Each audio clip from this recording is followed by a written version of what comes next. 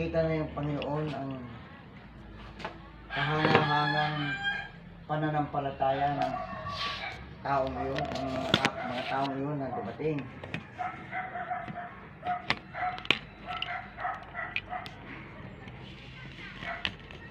At ang paralytic yun ay habang siya ay nangangaral, may mga taong dumating kasama ang isang paralitikong nasa higaan. Nabuhat-buhat ng 4 na lalaki. At dahil sa dami ng tao, hindi sila makalapit kay Jesus. Kaya binutasan nila ang bubong sa tapat ni Jesus at saka ibinaba ang paralito na nakahiga sa kanyang higa. Ito ang sinasabi ng Panginoon na pananampalataya na may kalapit na Diyos.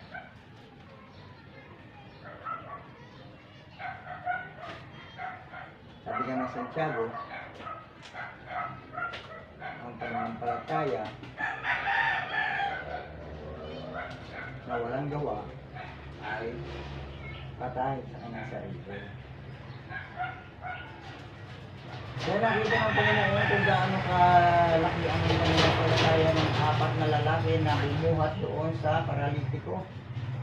At dahil hindi nila mailapit yung lumpo doon sa harapan ng Panginoon, ang ginawa nila 4, umakyat sila doon sa bubungan ng bahay at binakbak nila ang bubungan at doon nila inihugos, ibinaba yung paralitiko para makalapit kay Jesus sa Panginoon.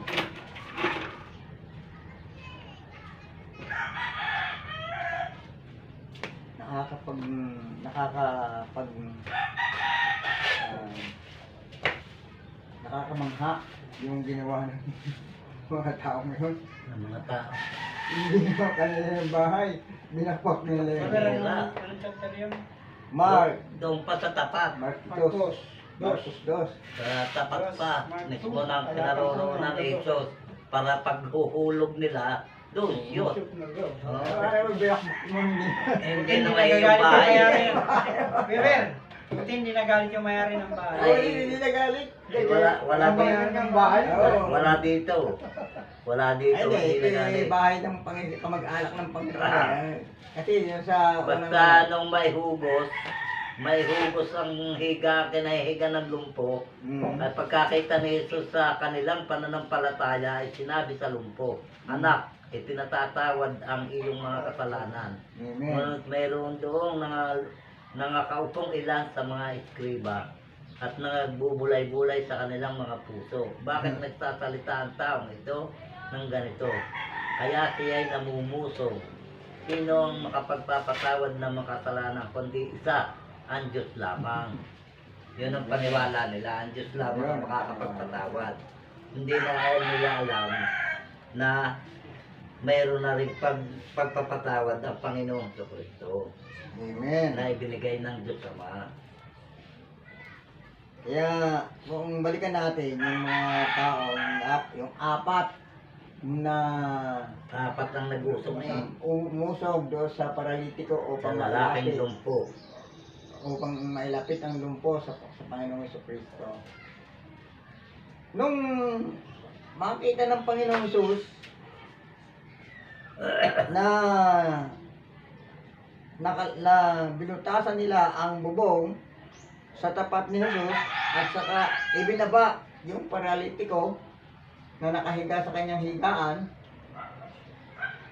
Nang makita ni Jesus ang kanilang pananampalataya, sinabi niya sa paralitiko, "Anak, pinatawad na ang iyong mga kasalanan." Nilalapastangan niya ang Diyos.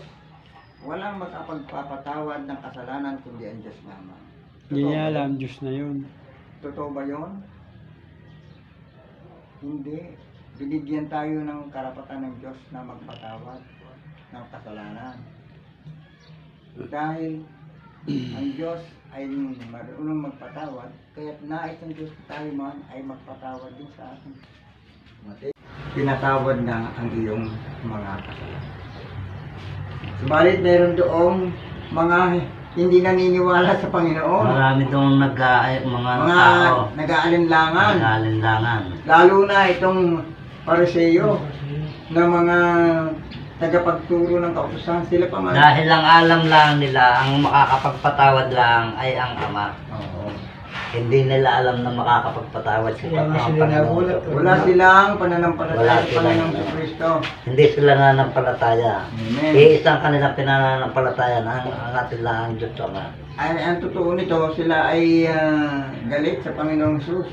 Sapagkat nilalapag ng Panginoong Jesus ang... Kaya sila ay nagtataka Mm. sa sasabihin na kung bakit nilalapastangan ang Diyos. At nilalapastangan daw ang Diyos. Nilalapas.